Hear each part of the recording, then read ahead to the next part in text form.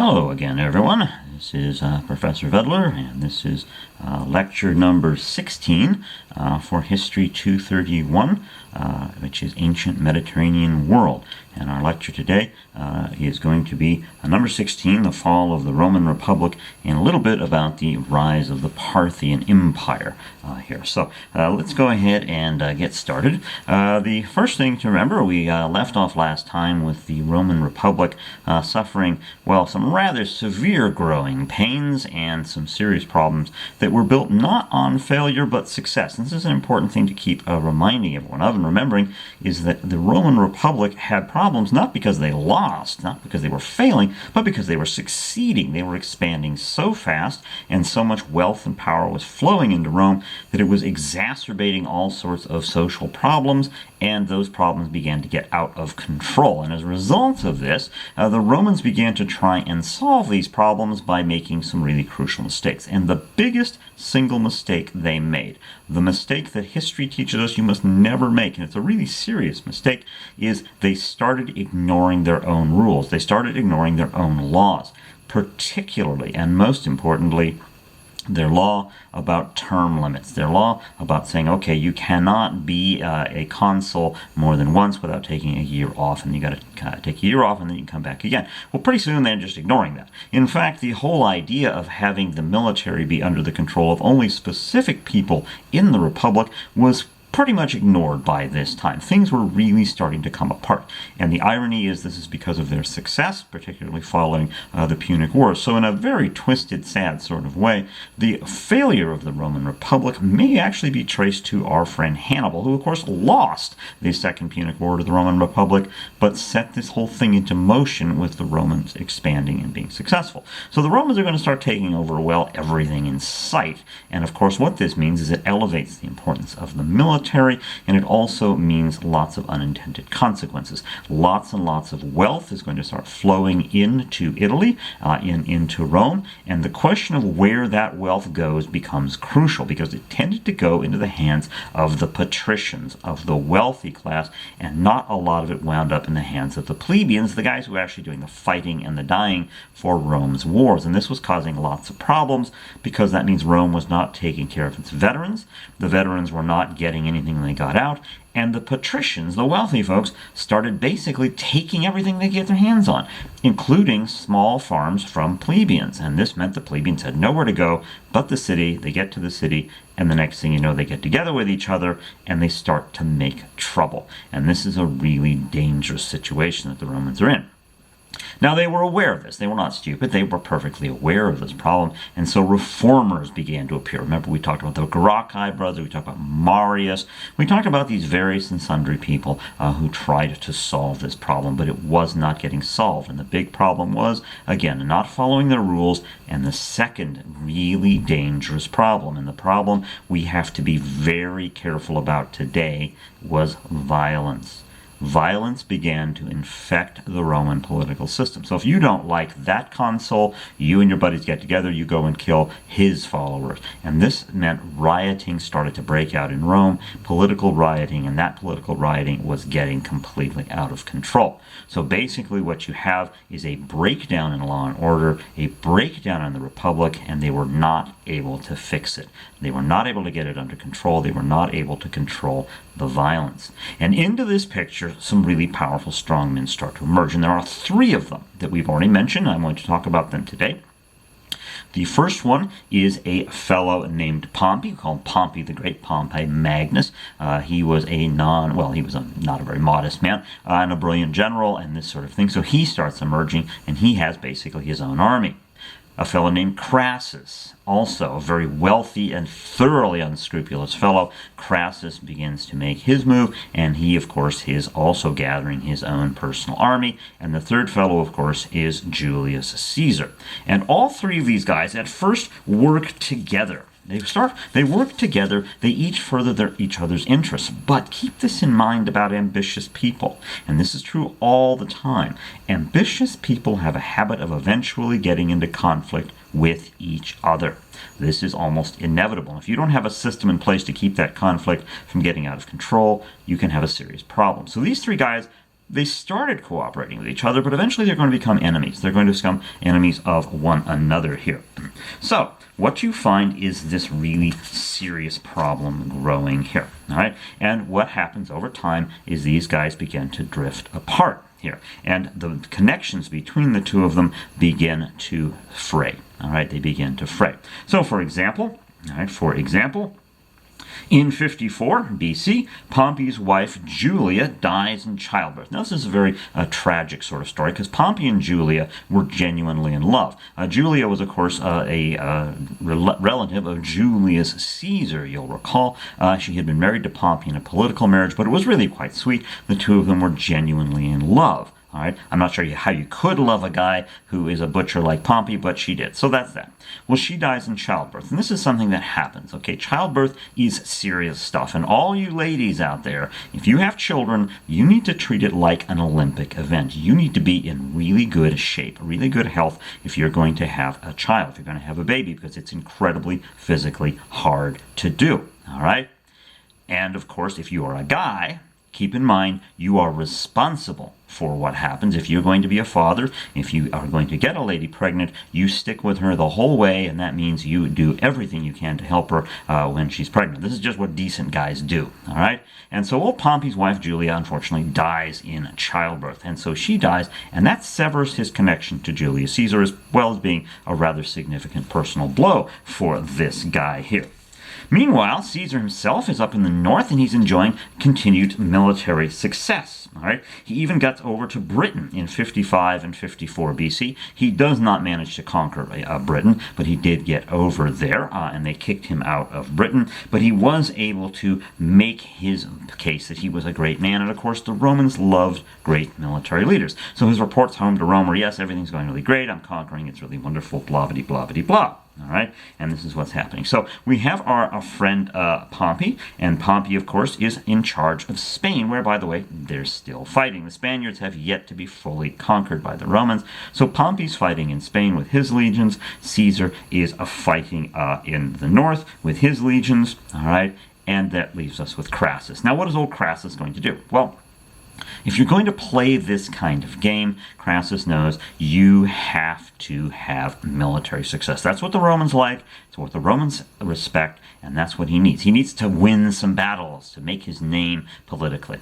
So Crassus takes a look at the map and he realizes, well, the Gaul, where Caesar is, that's kind of Caesar's territory. Spain is where Pompey is, so he can't really go there. So he looks around and he says, where can I send an army and have great military victories? Well, the Sahara Desert, there's not much down there, so there's nothing you can do down there. And so he looks around the Roman Republic and he says, aha, there's one place I can go where I can make a name for myself. And that is the east, and that is Parthia. Now, Parthia is a Persian empire. It's not the old Persian empire. It's a new Persian empire that is just to the east of the Roman Republic. And the Parthians are a real tough bunch, okay? They are a really tough bunch. And they and the Romans have got this sort of uneasy peace along the border. And so Crassus says, aha, here's what I'm going to do. I'm going to go over and I'm going to hit Parthia. I'm going to punch Parthia really hard, and then I'll make a name for myself. I'll get my big victory parade, and this will further my political career. So he takes his legions, gathers a whole bunch of legions together, 7 whole legions, gathers them up, and he sends them over, and he goes over with them to attack Parthia. Now, this is really kind of a strange thing, all right? But here's what happens, all right? Crassus penetrates in, and he starts marching in, but he doesn't take the long way around. He goes straight across the desert, which is nice and open and flat. I've been in this area. It's nice and open and flat. So here come these Romans, and they're marching along. And the Parthians take a look at this, and they say to themselves, what the heck is he doing? We're not at war with Rome right now. I mean, we have conflicts, but it's not a war. I mean, what's he doing? Maybe he's just doing military exercises. So they watch him for a while, and he keeps coming. And then think, well, I guess he's actually invading. I guess we better do something about it. So the Parthians get their army together, and they go out to meet Crassus. Now, here's the thing. Crassus outnumbers the Parthians, significantly outnumbers the Parthians. But the Parthians have one card they can play. The one thing they are really good at, and they are incredibly good at it, is cavalry, is riding on horses, and not just riding on horses, but shooting arrows while riding on horses, shooting arrows behind them while riding on horses, and hitting the target. These guys are really good at this, right? which means, of course, that they are in wide open spaces. They're going to have a huge advantage. So here comes Crassus, march, march, march with his troops, and here come the Parthians. Parthians, I guess we're going to have to fight these guys. They send out their cavalry, and the cavalry literally just rode around Crassus's troops. And this is the Battle of Carrhae, all right? The Battle of Carrhae, and it's a very famous battle. It's also a very sad battle if you're a Roman, because basically the Parthians just rode around the Romans, around and around and around and around, shooting arrows at them. And the poor Roman guys, what are they going to do? They throw some spears, maybe? You can hit a guy on horseback at full gallop in a spear. I mean, get real. So the Parthians annihilate Crassus's army. They kill Crassus. They annihilate his army. They kill Crassus. And there's a wonderful story that the king of the Parthians was having a state dinner with the king of Armenia. And they're having a nice dinner. And in comes the general, and he has the head of Crassus. And he takes the head, and he throws it at the feet of the Parthian king, and he says, "Hey, we won!" Well, this battle, the Battle of Carrhae, was a catastrophic defeat. The Romans have not lost a battle this badly since the time of Hannibal. This was a terrible defeat. And the Parthians lost almost nobody. They just rode around and shot them all with arrows. There's even stories they had to bring in extra bags of arrows. They were running out of ammunition. They were hitting these guys so hard. All right? So that's the end of Crassus. So now Crassus has removed himself. I think he probably deserves a Darwin Award for getting killed in the stupidest way imaginable, because anyone in their right mind would have known this would happen if you did what Crassus did.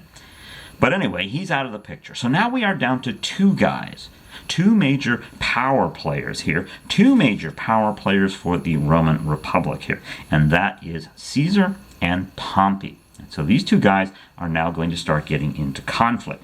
Now, the Gauls are starting to firm up, and Caesar's having to have more and more trouble dealing with the Gauls, but he's able to eventually outmaneuver them. Their leader was a guy named, I'm no good at pronouncing this poor guy's name, Vercingetorix. That's his name, I guess.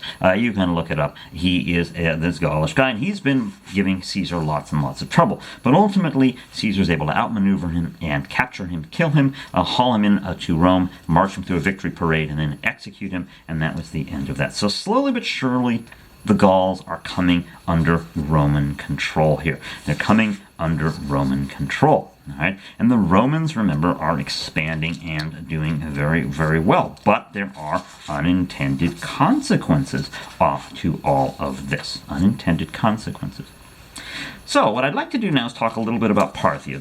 Parthia gets a star. Parthia is a new Persian empire based in Iran, and they've taken control of Mesopotamia, and they are Rome's big rival to the east. They are Rome's big problem to the east. And here's the thing, the Romans can't really conquer Parthia. It's too far away. They can't get their legions deep enough into Iran to be able to pull it off. They can hurt Parthia. They can punch Parthia in the nose, and they can try to maintain a border. Now, what the Parthians want more than anything else is access to the Mediterranean Sea, because if you get that, you get access to lots of trade routes and money and goodies like that. So the Romans are trying to keep the Parthians out, the Parthians are trying to get in, and this is the way it's going to be playing out. So Parthia is a very, very interesting sort of place. Now, keep in mind, the Parthians, okay, are from Iran, from Persia, and so they have Zoroastrianism as their major religion. But Zoroastrianism is also evolving at this time. Zoroastrianism is evolving. The way it's evolving is basically this. It is evolving to be a little more resilient. One of the things they're doing is they're starting to write down their holy books. They'd never done this before. Persia was always an oral culture, cultural material is transmitted orally, and now the Parthians are starting to write things down. The very first part of the Avesta, the Zoroastrian Holy Book, is actually recorded at this time. Prior to this, it had been orally transmitted, so it's a very old text, but the earliest physical texts are not until about this time. So that is kind of an interesting thing that happens as well. And we have a number of these very, very important kings of Parthia, and the only one I've given a star to, since I don't want to spend too much terrible time with this, is Mithridates the First. Mithridates the First. And he is one of these guys, and he is really going to try and transform Parthia. And one of the ways he does it is by developing a writing system for the language of the Parthians, a system so they can record what they're doing and pass rules and this kind of stuff to allow them to do this. He also built lots of cities. All right, He created a permanent professional army, which was based on the model of the old Persian Empire. All right, and basically his main approach was cavalry, because that's what they're good at. The Iranians, the Persians, are incredibly good at horse stuff, okay? And so basically you got this incredibly powerful cavalry charge, okay? But he improves on it, and so now you have these heavy lancers, these knights, heavily armored knights, and if they crash into a legion, they can mash it up pretty good, all right? So this is going to be a real problem for the Romans. They cannot make the Parthians go away. They can't conquer them. They just have to keep them at bay, is basically what's going to happen.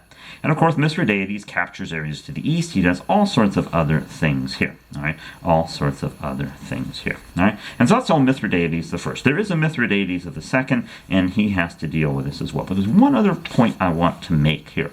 Right about this time, China, and we have not really talked much about China in this class because this is a class for the western part of the Eurasian continent, but China is now at this point being ruled by a dynasty called the Han Dynasty, and the Han Dynasty is absolutely crucial to Chinese history. All right, we call the Chinese today Han Chinese, and it's partly because of the Han Dynasty. So the Han are a big deal, and what the Han wanted to do is they wanted to know what is out to the mysterious west. And so the emperor of the Han Dynasty sent a guy named Zhang Qian to the west and said, what's over there? Come back and report. So the guy, Zhang Qian, goes off. He has lots of adventures, and eventually he comes back and he says, there's a whole lot of people over there. Maybe we can make contact with them. And the Chinese do more than make contact with them. They start doing business with them. They start doing trade with them. And this particularly includes a Chinese product that only the Chinese know how to make at this time, called silk. Now, silk is amazing stuff. It's special stuff. They've used it for parachute cords. It makes wonderful shirts and nice clothes and outfits. It's wonderful stuff. And once silk begins to come from China further west, the Romans find it, and they go gaga for it. The Romans go absolutely crazy for silk. And this means, of course, if you're a silk merchant, you can make a lot of money because no one knows how to make silk outside of China. Well, in order to get your silk to Rome, which is a big market, you have to go through Parthia. You have to go through Persia. And so what are the Parthians going to do? They're going to demand that you pay them to take your silk through. And what are you going to do as a good capitalist? Well, you're going to pay them. And then you're going to do what's called passing the cost on to the consumer. It's a basic feature of economics here. Now, the Parthians are really good at horse breeding, so, they are really good at horsey stuff, so they're really good at horse breeding. They sell horses to the Chinese. So this opens up the beginnings of the Silk Road, which is going to change world history completely, all right? And this is when you first get the first bits of this. And so this is something that we want to remember as we go along with all of this here, all right? So this was Parthia here. All right, and keep in mind, of course, that Parthia is going to be a changing of Zoroastrianism. Remember, there's only two kinds of religions in the world. One is the kind that adapt, the other is the kind that die. All right, Zoroastrianism is not dead, so it's clearly adapted. The Parthians are going to be adapting Zoroastrianism, and the people who come after them are going to adapt it even more here. All right, this notion of this duality, good versus evil. Ahura Mazda is the good god, and of course Angra Mainyu or Ahriman is the bad god. This is a basic Zoroastrian idea, but they're going to refine it, they're going to improve upon it, they're going to make changes to it here. Alright, so let's talk now a little bit about the further decline of the Roman Republic. The Roman Republic is having real problems. I mean, serious, serious problems.